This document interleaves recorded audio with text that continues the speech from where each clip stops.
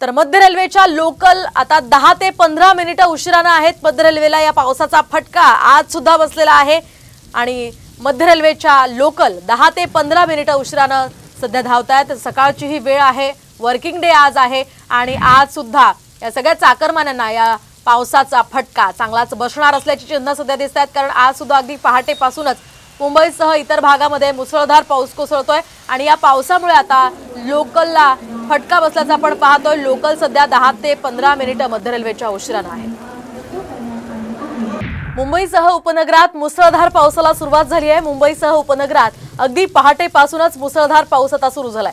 दादर, हिंदमाता, परेल, अंधेरी, जोगेश्वरी, गोरेगाव, कांदिवली आणि बोरिवली या भागामध्ये पहाटेपासूनच जोरदार पाऊस कोसळतोय।